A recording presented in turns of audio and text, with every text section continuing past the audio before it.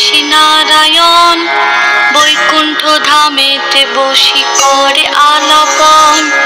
হেন কালে বিনা হাতে আসি মুনিবার, হরি গুণ গানে মত্ত হইয়া বিভোর। গান সম্বরিয়া উভে বন্দনা করিল, বসিতে আসন তারে নারায়ণ দিল। মধুর বচনে লক্ষ্মী জিজ্ঞাসিল তাই, কি বা মনে করি মুনি আসিলে হেথায়। কহে মুনি তুমি চিন্ত জগতের হিত, সবার অবস্থা আছে তোমার বিদিত। সুখেতে আছয় যত মর্তবাসীগণ, বিস্তারিয়া মোর কাছে করহ বর্ণন। লক্ষ্মী মার হেন কথা শুনি মুনিবার, কহিতে লাগিলা তারে জড়ি দুই কর। অপার করুণা তোমার আমি ভাগ্যবান, মর্তলোকে নাহি দেখি কাহারো কল্যাণ। সেথায় নাই মা আর সুখ শান্তি লেশ, দুর্ভিক্ষ অনলে মাগো পুরিতেছে দেশ। রোগ শোক নানা ব্যাধি কলিতে সবাই, ভুগিতেছে সকলেতে করে হায় হায়। অন্ন বস্ত্র অভাবেতে আত্মহত্যা করে, স্ত্রী পুত্র ত্যাজি সবাই যায় দেশান্তরে। স্ত্রী পুরুষ সবে করে ধর্ম পরিহার, সদা চুরি প্রবঞ্চনা মিথ্যা অনাচার। তুমি মাগো জগতেরও সর্বহিতকারী, সুখ শান্তি সম্পত্তির তুমি অধিকারী। স্থির হয়ে রহ যদি প্রতি ঘরে ঘরে, তবে কি জীবের এত দুঃখ হতে পারে। নারদের বাক্য শুনি লক্ষ্মী বিষাদিতা, কহিলেন মুনি প্রতি দোষ দাও বৃথা। নিজ কর্ম ফলে সবে করে দুঃখ ভোগ, অকারণে মোর প্রতি করো অনুযোগ। শুনো হে নারদ বলি যথার্থ তোমায়, মম অংশে জন্ম লয় নারী সমুদয়। তারা যদি নিজ ধর্ম রক্ষা নাহি করে, তবে কি অশান্তি হয় প্রতি ঘরে ঘরে। লোকের বচন শুনি মুনি কহে ক্ষুণ্ণ মনে, কেমনে প্রসন্ন মাতা হবে নারীগণে। কিভাবেতে পাবে তারা তব পদ ছায়া, দয়াময়ী তুমি মাগো না করিলে দয়া। মুনির বাক্যে লক্ষ্মীর দয়া উপজিল, মধুর বচনে তারে বিদায় করিল। নারীদের সর্বদুঃখ যে প্রকারে যায়, কহ তুমি নারায়ণ তাহারও উপায়। শুনিয়া লক্ষ্মীর বচন কহে লক্ষ্মীপতি, কি হেতু উতলা প্রিয়ে স্থির করো মতি। প্রতি গুরুবারে মিলি যত বামাগণে, করিবে তোমার ব্রত ভক্তিযুক্ত মনে। নারায়ণের বাক্যে লক্ষ্মী অতি হৃষ্ট মন, ব্রত প্রচারিতে মর্তে করিল গমন। মর্তে আসি ছদ্মবেশে ভ্রমে নারায়ণী, দেখিলেন বন মধ্যে বৃদ্ধা বসিয়া আপনি। সদয় হইয়া লক্ষ্মী জিজ্ঞাসিল তারে, কহ মাগো কি হেতু এ ঘোর কান্তারে। বৃদ্ধা কহে শোনো মাতা আমি অভাগিনী, কহিল সে লক্ষ্মী প্রতি আপন কাহিনী। পতি পুত্র ছিল মোর লক্ষ্মী যুক্ত ঘর, এখন সব ছিন্ন ভিন্ন যাতনাই সার। যাতনা সহিতে নারী এসেছি কানন, ত্যাজিব জীবন আজি করেছি মনন। নারায়ণী বলে শুনো আমার বচন, আত্মহত্যা মহাপাপ নরকে গমন। যাও মা গৃহেতে ফিরি করো লক্ষ্মী ব্রত,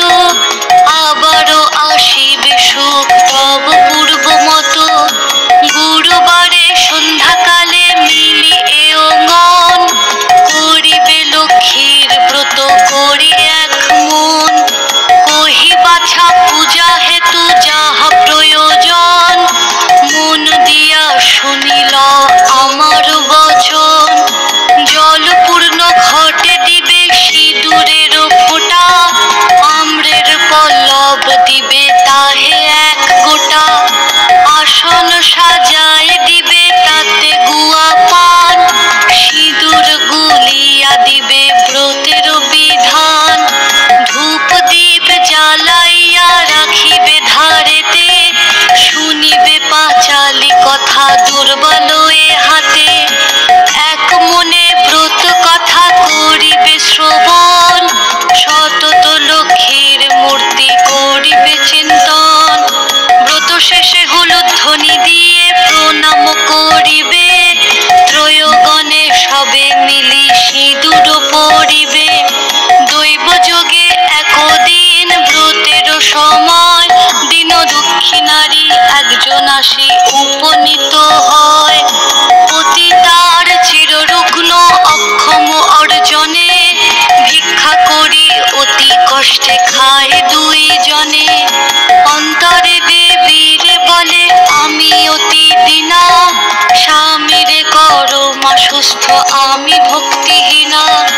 লক্ষ্মীর প্রসাদে দুঃখ দূর হইল তার, নিরোগ হইল স্বামী ঐশ্বর্য অপার। কালক্রমে শুভক্ষণে জন্মিল তনয়, হইল সংসার তার সুখের আলয়। এই রূপে লক্ষ্মী ব্রত করি ঘরে ঘরে, ক্রমে প্রচারিত হলো দেশ দেশান্তরে। এই ব্রত করিতে যে বা দেয় উপদেশ, লক্ষ্মী দেবী তার প্রতি তুষ্ট সবিশেষ। এই ব্রত দেখি যে বা করে উপহাস, লক্ষ্মীর কোপেতে তার হয় সর্বনাশ। পরিশেষে হলো এক অপূর্ব ব্যাপার, যেভাবে ব্রতের হয় মাহাত্ম্য প্রচার। বিদর্ভ নগরে এক গৃহস্থ ভবনে, নিয়োজিত বামাগণ ব্রতের সাধনে। ভিন্ন দেশবাসী এক বণিক তনয়, শিখ উপস্থিত হলো ব্রতের সময়। বহুল সম্পত্তি তার ভাই পাঁচজন, পরস্পর অনুগত ছিল সর্বক্ষণ। ব্রত দেখি হেলা করি সাধুর তনয়, বলে এ কিসের ব্রত এতে কি বা ফলদয়। বামাগণ বলে শুনি সাধুর বচন, লক্ষ্মী ব্রত করি সবে সৌভাগ্য কারণ। সদাগর শুনি ইহা বলে অহংকারে, অভাবে থাকিলে তবে পুজিব উহারে।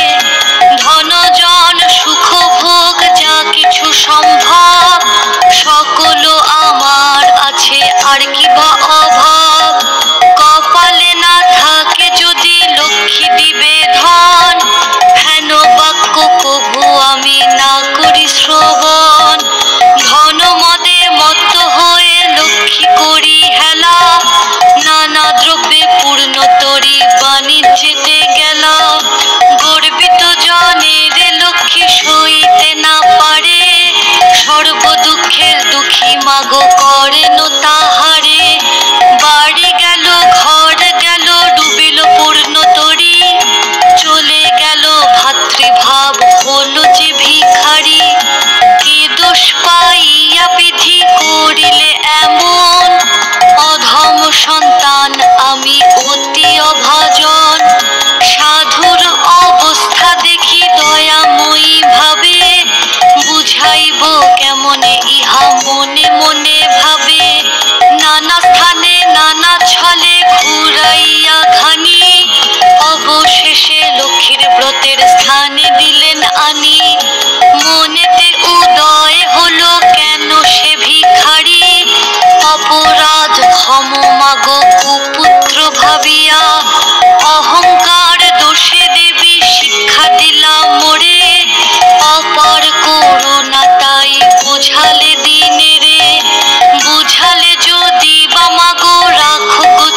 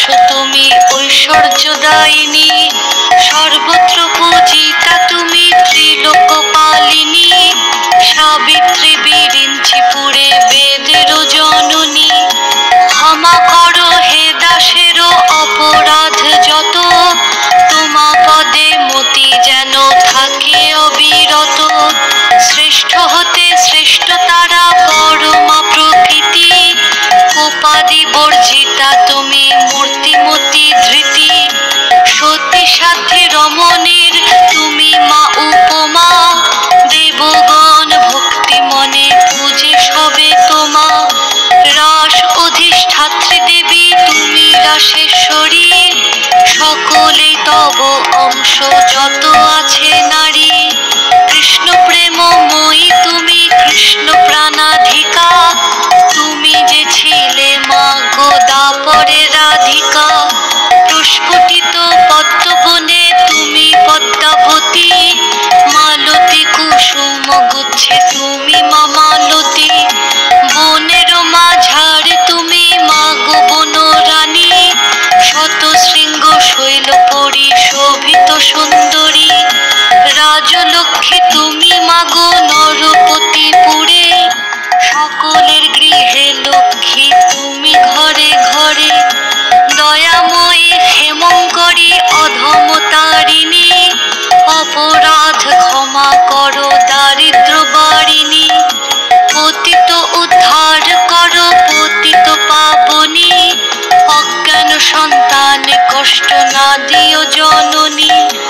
অন্নদা বরদা মাতা বিপদ নাশিনী, দয়া করো এবে মোরে মাধব ঘরণী। এই রূপে স্তব করি ভক্তিপূর্ণ মনে, একাগ্র মনেতে সাধু ব্রত কথা শুনে। ব্রতের শেষে নত শিরে করিয়া প্রণাম, মনেতে বাসনা করি আছে নিজ ধাম। গৃহেতে আসিয়া বলে লক্ষ্মী ব্রত সার, সবে মিলি ব্রত কর প্রতি গুরুবার।